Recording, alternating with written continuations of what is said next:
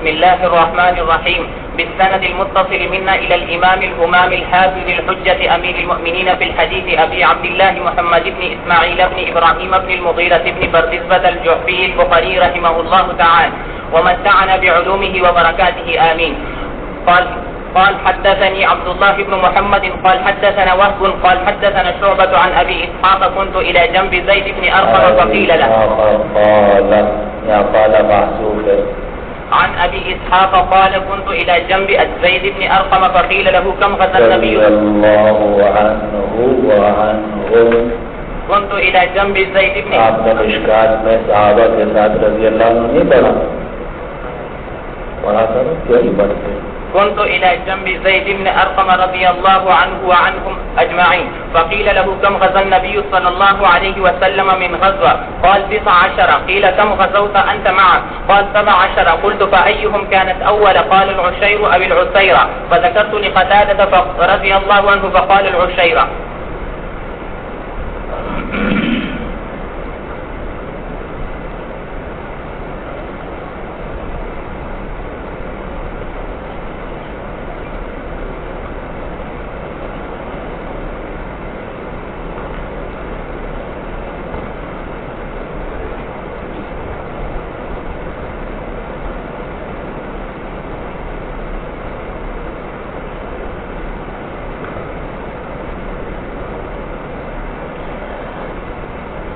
کتاب المغازی، یہ کتاب ہے مغازی کے بارے میں. اب ہمارے اس نسخے کے اندر بسم اللہ الرحمن الرحیم پہلے ہے اور کتاب المغازی اس کے بعد لکھا ہوا ہے، لیکن بعض نسخوں کے اندر اس کا برعکس بھی ہے. اسی لیے اگر آپ اپنے بائیں طرف دیکھو تو بلکہ پہلے بسم اللہ کے نون، بسم اللہ کی بے کے اوپر دیکھو تو ایک نون بنا ہوا ہے، اور پھر آگے مغازی کی جو یا ہے اس کو اگر آپ دیکھو تو اس میں ایک چھوٹا سا علا بنا ہوا ہے. تو اور پھر اس کا حاشیے میں یہ لکھا ہوا ہے کہ کتاب المغازی بسم اللہ الرحمن الرحیم، اور یہ نون علامت ہوتی ہے نسخے کی مولانا. یہ میں آپ کو کتاب پڑھا رہا ہوں، تقریریں نہیں مجھے کرنی آتی. میں چاہتا ہوں کسی طرح آپ کتاب حل کرو اور صفحے کا ہر لفظ آپ کو معلوم ہو کہ یہ لفظ کیوں لکھا ہوا ہے.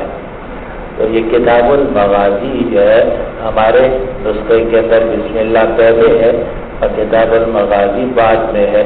لیکن بعض نسخے ایسے بھی ہیں صحیح بخاری کے جو امام سے مروی ہیں اور ان کے اندر کتاب المغازی کا عنوان پہلے ہے اور جب معنون شروع ہوا ہے تو وہاں لکھا ہوا ہے بسم اللہ الرحمن الرحیم.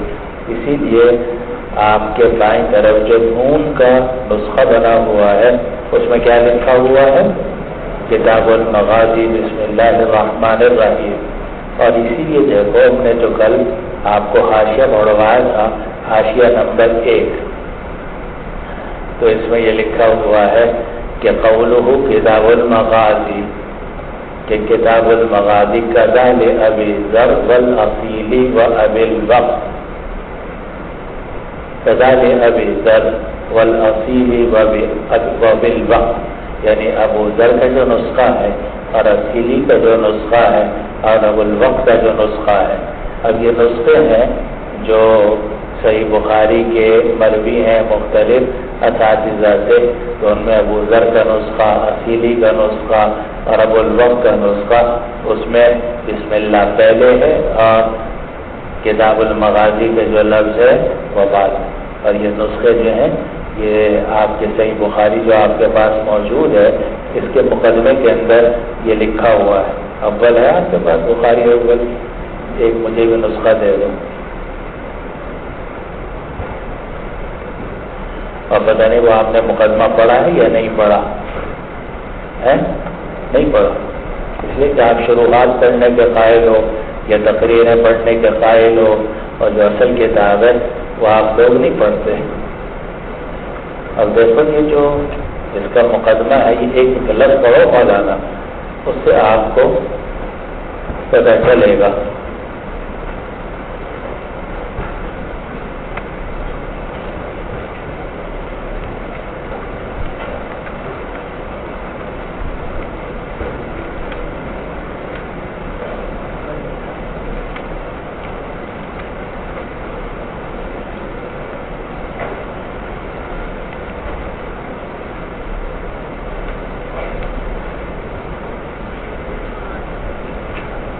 یہ دیکھو الفصل الرابع، یہ صفحہ 6 پر ہمارے یہاں ہے، الفصل الرابع فی شرح رموز النسخ لہذا الصحیح و علاماتها، یعنی اس میں بہت سارے نسخے ہیں بخاری کے، اور یہ جو ہمارے محشی ہیں انہوں نے جو حاشیہ لکھا ہے اس میں بڑی محنت کی ہے۔ یہ مولانا احمد علی صاحب سہارنپوری قدس اللہ سرہ کا حاشیہ ہے، بڑی محنت کی ہے، اور سمندر کو کوزے میں بند کیا ہے انہوں نے۔ اس لیے میں آپ سے کہتا ہوں کہ شروحات پڑھنے کے بجائے آپ جو ہے نا بین السطور اور حاشیہ اگر حل کر لو گے تو انشاءاللہ یہ آپ کبھی گمراہ نہیں ہوگے اور جاہل نہیں رہو گے۔ اور یہ جو شروحات ہے نا یہ تو گم ہو جاتی ہے مولانا، لیکن یہ جو بخاری شریف کا نسخہ ہے یہ پوری دنیا میں آپ کو کہیں نہ کہیں مل جائے گا، اور اس پہ یہ ساری چیزیں موجود ہیں۔ تو انہوں نے جو حاشیہ لکھا ہے اس میں لکھا ہے کہ اس میں میں نے مختلف علامتیں درج کی ہیں، تو اگر میں فا لکھوں تو للعلامہ فربری رحمہ اللہ کی علامت ہے، اور اگر ہا لکھوں تو کشمہینی کی، اور حموی کے لیے ہا، اور مستملی کے لیے سین، اور ابن عساکر کے لیے عکس، اور کریمہ بنت احمد ابن محمد ابن حاتم المروزی کے لیے ما۔ اگر میں کہیں سرخسی سے نقل کروں امام سرخسی سے تو خط، اگر اصیلی سے نقل کروں تو صاد، قابسی سے قام، ابو سکن سے کاف اور نون، اور ابو احمد جرجانی سے جا، اور ابن شبوہ سے اگر نقل کروں تو بے واو۔ اب یہ دیکھو آپ کے حاشیہ جو ہے جس کو ہم پڑھ رہے تھے اس میں یہ ہے کہ ابو ذر اصیلی اور ابو الوقت سے جو نسخہ مروی ہے وہ اسی طریقے سے ہے، لیکن آگے لکھا ہے بنی غیرہم بتاخیرہا۔ کیا مطلب ہے غیرہم بتاخیرہا کا؟ کہ جو باقی نسخے ہیں اور اصحاب النسخ ہیں انہوں نے کتاب المغازی کے لفظ کو بلکہ بسم اللہ الرحمن الرحیم کو مؤخر کیا ہے، وہ کتاب المغازی مقدم ہے اور بسم اللہ جو ہے وہ مؤخر ہے۔ وسقط لأبی ذر باب، اور ابو ذر کا جو نسخہ ہے اس میں باب کا لفظ موجود نہیں ہے، اور ابی العسیرہ کا جو ابی العسیرہ ہے یہ بھی موجود نہیں ہے۔ ولفظه بعد البسملہ کتاب المغازی غزوۃ العشیرہ، ولابن عساکر باب بالتنوین فی المغازی غزوۃ العشیرہ ابی العسیرہ کذا فی القسطلانی، والمغازی جمع غزہ مصدر غزہ کالغز کذا فی التوشیح قال فی الفتح واصل الغز القى، ومقصد الكلام مقصده، والمراد بالمغازی ها هنا ما وقع من قصد النبي صلى الله عليه وسلم الكفار بنفسه او الجيش من قبله، وقصده اعم من ان يكون الى بلادهم او الى المكان الذي دخلوها مثل احد والخندق۔ سمجھ رہے ہیں؟ یہ تو کل سے متعلق بات تھی۔ اب آج کی روایت جو آپ نے پڑھی تو یہ کتاب المغازی کی پہلی حدیث ہے اور اس کی پہلی سند ہے جس کو امام بخاری رحمہ اللہ نے ذکر کیا۔ تو یہاں لکھا ہوا ہے حدثنی، لیکن حدثنی کے اوپر آپ دیکھو چھوٹا سا نون بنا ہوا ہے اور اسی کے ساتھ بین السطوری میں لکھا ہوا ہے ثنا، تو اشارہ ہو گیا کہ ایک نسخہ ہے حدثنی کا اور دوسرا نسخہ ہے حدثنا کا۔ تو حدثنی عبداللہ ابن محمد المسندی، یہ ابو جعفر عبداللہ ابن محمد المسندی رحمہ اللہ ہے جو امام بخاری رحمۃ اللہ علیہ کے اساتذہ میں سے ہیں۔ قال حدثنا وهب، وہ کہتے ہیں کہ ہم سے حدیث بیان کی وهب ابن جریر البصری نے، وهب ابن جریر البصری نے۔ قال حدثنا شعبہ، اور وهب ابن جریر کہتے ہیں کہ ہم سے یہ حدیث بیان کی شعبہ نے، اور دیکھو حدثنا وهب کے اوپر بھی نون بنا ہوا ہے اور بین السطور میں چھوٹا سا نون بنا کے انہوں نے لکھا ہے کیا؟ اخبارانہ، اشارہ کر دیا کہ ہمارے نسخے کے اندر حدثنا ہے مگر بعض نسخوں کے اندر اس کے بجائے اخبارانہ کا لفظ ہے۔ قال حدثنا وهب اور اس سے معلوم ہوتا ہے کہ یہ حضرات نے کتنی احتیاط کی ہے نسخوں کے نقل کرنے میں. اگر کسی نسخے میں تھوڑا سا بھی فرق تھا تو وہ انہوں نے حاشیے میں یا بین السطور میں اس کی وضاحت کر دی ہے، کیونکہ یہ علم جو ہے امانت اور دیانت کے ساتھ نقل کرنے کا نام ہے. یہ مطلب نہیں ہے کہ جس طرح چاہو نقل کر دو، نہیں، کوشش یہ کرنی چاہیے کہ جن الفاظ کے ساتھ اور جن کلمات کے ساتھ علم پیچھے سے آیا ہے ان کلمات ہی کو انہیں کی طرف منسوخ کیا جائے تاکہ نسبت کے اندر کذب لازم نہ آئے. تو قال حدثنا وهب قال حدثنا شعبة عن ابي اسحاق. پہلے ترجمہ لے لو کہ ہم سے حدیث بیان کے شعبہ نے، اور شعبہ نے روایت نقل کی ابو اسحاق السبیعی سے، اور وہ فرماتے ہیں کہ میں زید بن ارقم رضی اللہ عنہ کی خدمت میں بیٹھا ہوا تھا تو ان سے پوچھا گیا کہ نبی کریم صلی اللہ علیہ وسلم نے کتنے غزوات میں بنفس نفیس شرکت کی اور حملے کے لیے نکلے.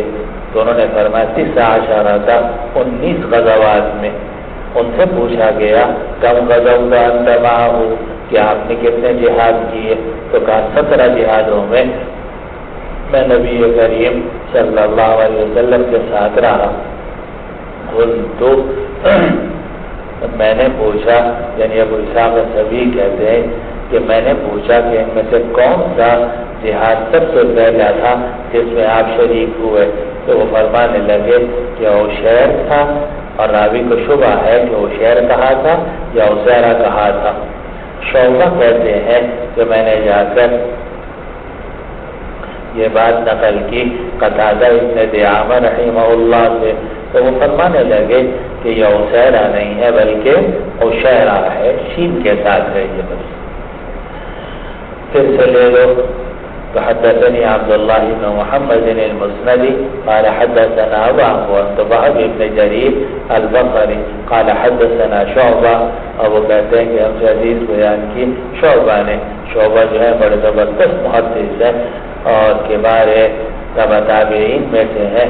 امام مالک اور امام سفیان ثوری کے مقام کے آدمی ہیں، اور ان کو کہا جاتا ہے امیر المومنین فی الحدیث بھی ان کو کہا جاتا ہے. ابی اسحاق، اور وہ کہتے ہیں انہوں نے روایت نقل کی ابو اسحاق سے. ابو اسحاق جو ہے یہ معروف ہے ابو اسحاق السبیعی کے لفظ کے ساتھ. عام طور سے آپ دیکھیں گے کہ بخاری کے اندر جگہ جگہ اس کی روایتیں آتی ہیں، اور یہ تابعین متوسط تابعین میں سے ہیں، نہ کبار تابعین میں سے ہیں نہ صغار تابعین میں سے ہیں، بلکہ متوسط تابعین میں سے ہیں. اور انہوں نے تابعین سے بھی روایت کی ہے، یعنی کبار تابعین سے، اور صحابہ رضوان اللہ علیہ اجمعین سے بھی روایت کی ہے.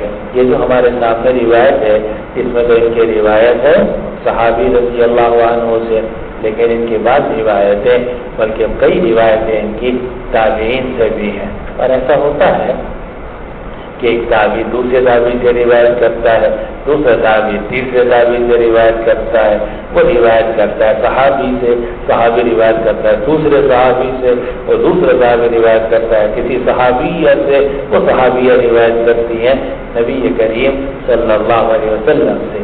تو یہ کوئی ضروری نہیں ہوتا کہ اگر 4 جناب راوی آ رہے ہیں تو ان میں سے یقیناً ایک جو ہے نا وہ نیچے کا ہوگا، ایک تابعی ہوگا، ایک تابعی ہوگا. نہیں، بلکہ امکان موجود ہوتا ہے کہ 2 تابعی ہوں یا 3 تابعی ہوں، یا اس کے علاوہ مختلف صورتیں ہو سکتی ہیں.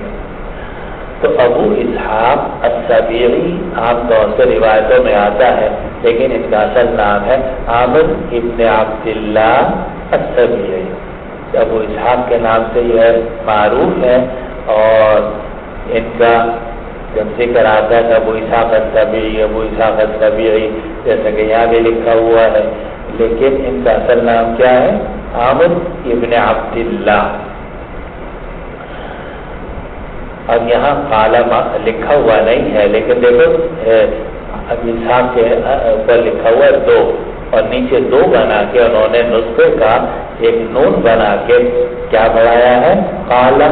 تو اس کا مطلب یہ ہے کہ یہاں قالا بعض نسخوں کے اندر ہے، اور اگر نہ بھی ہو تو بھی کلام کو صحیح کرنے کے لیے ہمیں لازماً قالا نکالنا پڑے گا، ورنہ اس کے بغیر کلام درست نہیں ہو سکتا۔ اب کیونکہ روایت ہے وہ اسحاق السبیعی کی، وہ یہ کہیں گے کہ میں زید بن ارقم کے پاس تھا، تو خود بخود ہمیں قالا محذوف ماننا پڑے گا۔ تو یا تو اس نسخے کے اندر ہے جیسا کہ نسخہ ہے، لیکن نہ بھی ہو تو بھی جو حدیث پڑھنے والا طالب علم ہے وہ یہاں قالا پڑھے گا اور یہ کہے گا نبی اسحاق قال كنت الى جنب زید بن ارقم، جب کہتے ہیں پسلی کو، پہلو کو، کہ میں زید بن ارقم رضی اللہ عنہ کے برابر میں بیٹھا ہوا تھا۔ زید بن ارقم رضی اللہ عنہ یہ صغار صحابہ میں سے ہیں رضوان اللہ علیہ اجمعین۔ تو یہ زید بن ارقم رضی اللہ عنہ ہیں، ان سے پوچھا گیا کہ کم غزا نبی صلی اللہ علیہ وسلم من غزوۃ، کہ نبی کریم صلی اللہ علیہ وسلم نے کتنے جہاد کیے؟ نبی کریم صلی اللہ علیہ وسلم نے کل کتنے جہاد کیے؟ قال 19 تو زید بن ارقم رضی اللہ عنہ نے فرمایا کہ 19 جہاد کیے۔ اور یہاں وہ غزوات مراد ہے کہ جن میں نبی کریم صلی اللہ علیہ وسلم بنفس نفیس تشریف لے گئے۔ اور یہ تو آپ جانتے ہوں کہ آپ کا اکثر ساتھی کہ متاثرین کی اصطلاح میں غزوہ اور سریے کے اندر فرق ہے۔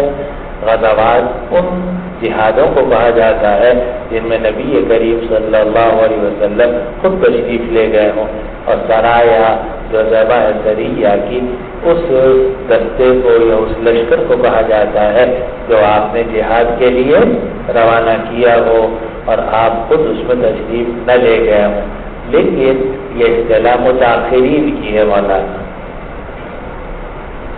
یہ اصطلاح جو ہے متاخرین کی ہے، لیکن متقدمین کے ہاں یہ غزا کا لفظ یہ عام ہے اور غزے کے لیے بھی استعمال ہوتا ہے، سریے کے لیے بھی۔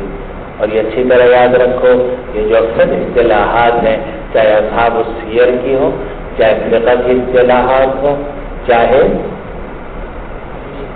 اصول حدیث کی وہ اصطلاحات ہوں جو آپ نے بڑا زور لگا کے شرح نخبۃ الفکر میں یا تیسیر مصطلح حدیث میں پڑھی ہے، یا اصول فقہ کی اصطلاحات ہوں جو آپ نے اصول الشاشی، نور الانوار، توحید تلویح، حسامی وغیرہ میں پڑھی ہیں، یہ سب کی سب اصطلاحات ہیں متاخرین کی۔ اس لیے جب خیر القرون کا زمانے کی باتیں آتی ہیں تو وہ جو گفتگو کرتے ہیں وہ آپ کی اصطلاح کے مطابق نہیں کرتے والا، اچھی طرح سمجھ لو بھی، بعد میں نہ مجھے پریشان کرنا کہ حضرت یہ کیا لکھا ہوا ہے، یہ کیا لکھا ہوا ہے۔ یہ اس لیے لکھا ہوا ہے قرآن اور حدیث جو ہے وہ ان اصولوں کے مطابق نازل نہیں ہوا مولانا۔ قرآن ہے یا حدیث ہے یا صحابہ رضوان اللہ علیہ اجمعین کا کلام ہے، وہ اصول فقہ کی اصطلاحوں کا پابند نہیں ہے، نہ محدثین کی اصطلاحوں کا پابند ہے، نہ جناب اور اصطلاحوں کا۔ یہ ساری اصطلاحات جو ہے یہ خیر القرون کے بعد کی ہے، اور خیر القرون کے بعد جو علماء نے کلام کو منضبط کرنے کے لیے اور سیٹنگ کرنے کے لیے انہوں نے اصطلاحات کو وضع کیا تاکہ بات کو سمجھنا آسان ہو جائے۔ اسی لیے جتنی اصطلاحات ہیں سب کے اندر استثناء آ جاتا ہے، اور پھر یہ بات کہنی پڑتی ہے کہ یہ متاثرین کی اصطلاح کے مطابق یہ ہے، ورنہ متقدمین کے ہاں یہ اصطلاحات نہیں تھی۔ مجھے اس پہ فرزدق کا واقعہ یاد آ گیا۔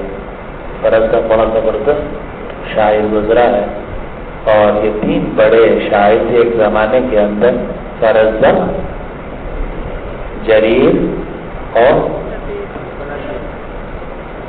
اختر، یہ 3 بڑے زبردست شاعر تھے، اور تینوں میں بڑا زبردست مقابلہ ہوتا تھا۔ تو اور یہ مانے ہوئے شاعر تھے اپنے زمانے کے۔ تو کسی نے فرزدق سے کہا کہ بھئی یہ جو آپ کا شعر ہے اس کی ترکیب کیا ہے؟ آپ نے شعر تو کہہ دیا مگر اس کی ترکیب کیا ہے؟ تو فرزدق نے کہا کہ ہمارا کام ہے شعر کہنا، تمہارا کام ہے اس کی ترکیب کرنا۔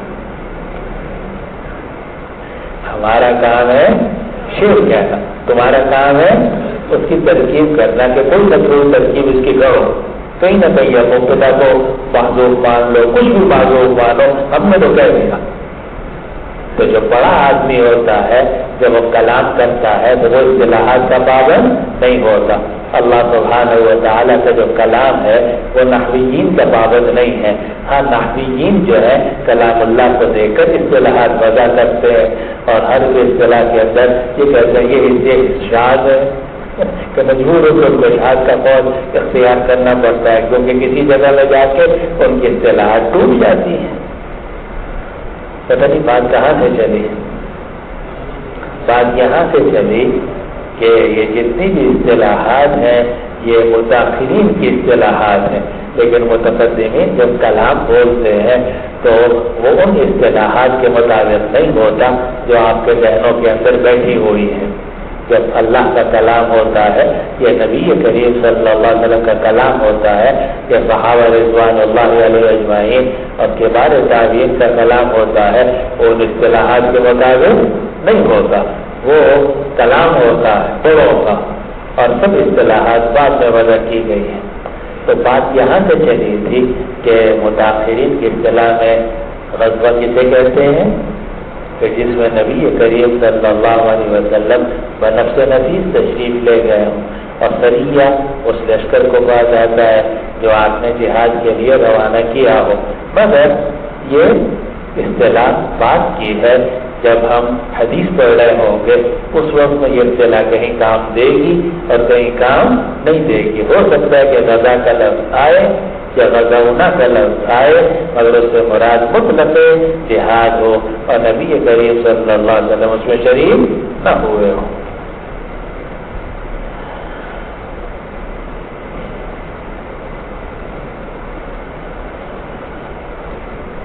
تو یہاں جو روایت ہے وہ حضرت زید بن ارقم رضی اللہ عنہ سے ہے۔ ان سے پوچھا گیا کہ نبی کریم صلی اللہ علیہ وسلم نے کل کتنے جہاد کیے؟ قال 19 تو انہوں نے فرمایا کہ 19 جہاد کیے ہیں نبی کریم صلی اللہ علیہ وسلم نے۔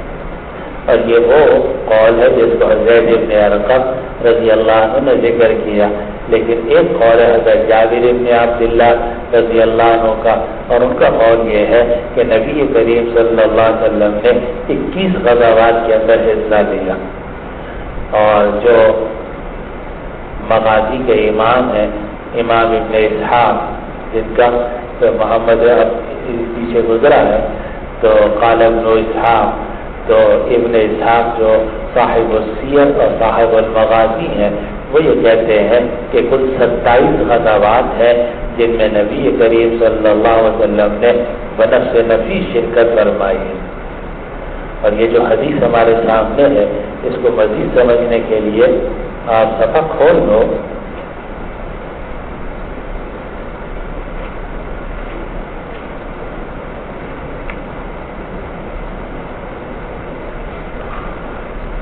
صفحہ 642۔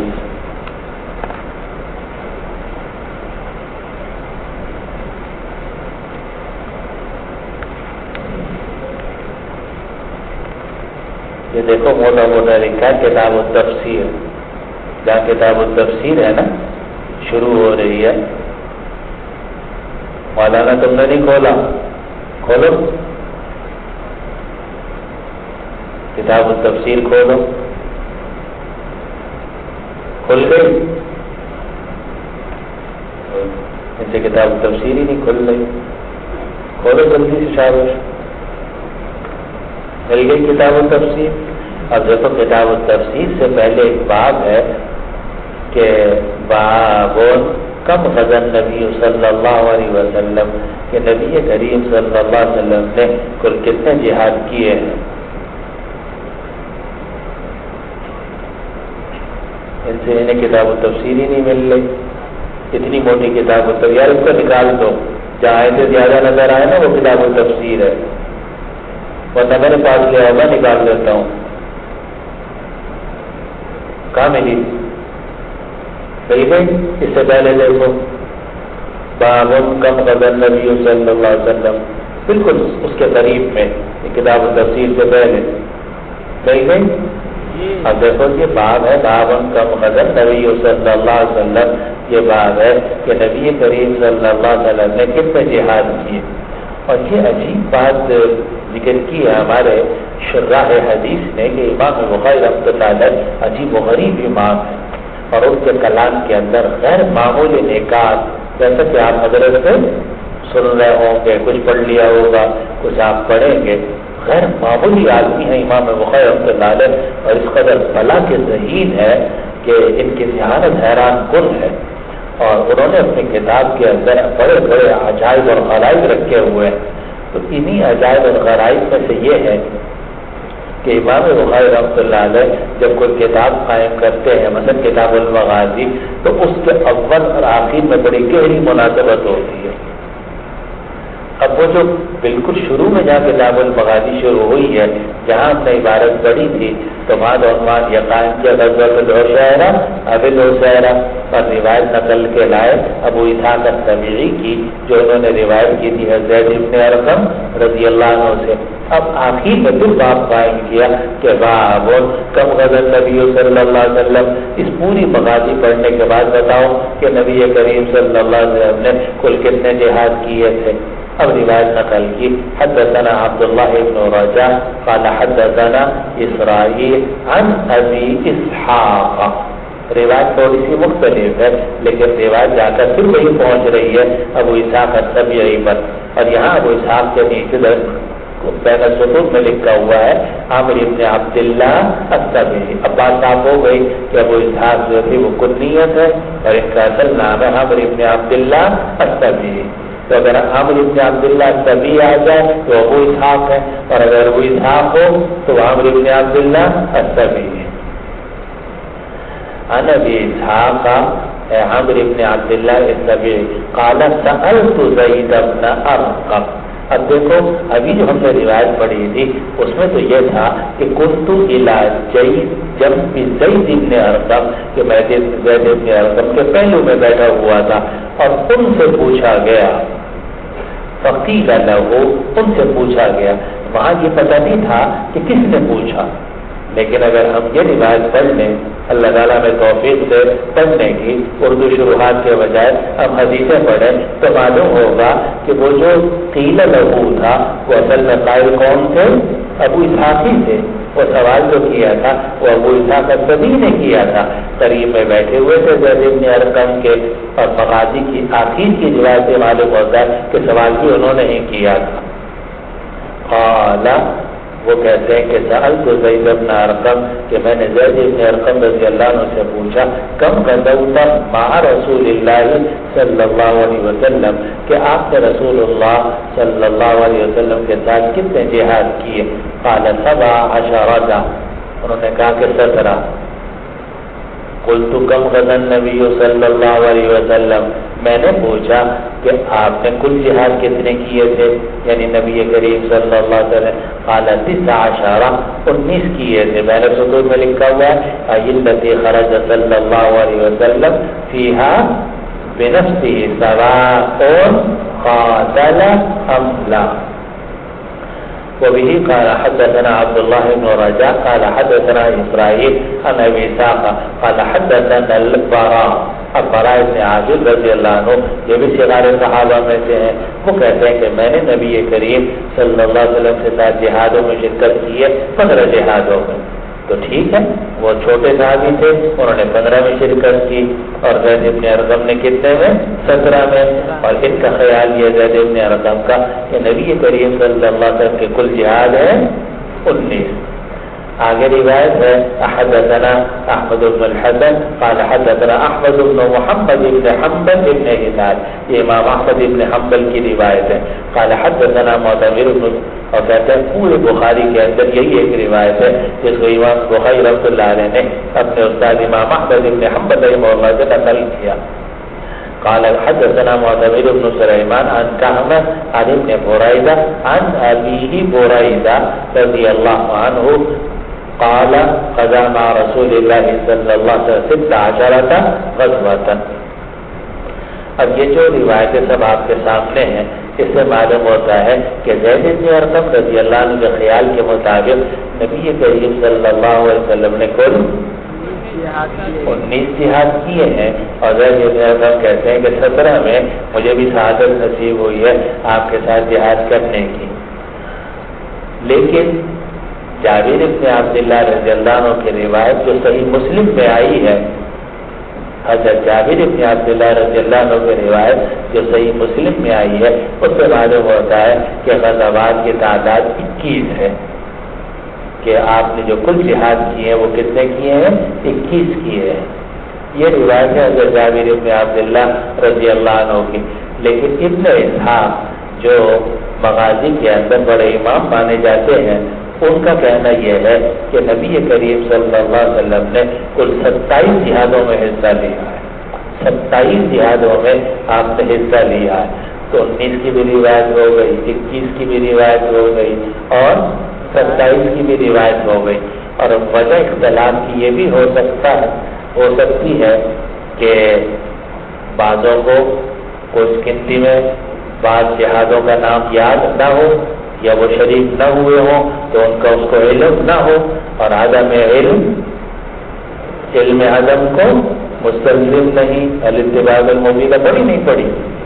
عدم علم عدم کو مستلزم نہیں ہے۔ اگر کسی کو ایک چیز کا علم نہیں ہوا تو اس کا یہ مطلب تو نہیں کہ وہ چیز دنیا میں ہوئی نہیں تھی۔ آپ کو علم نہیں ہے مگر عدم علم عدم کو مستلزم نہیں۔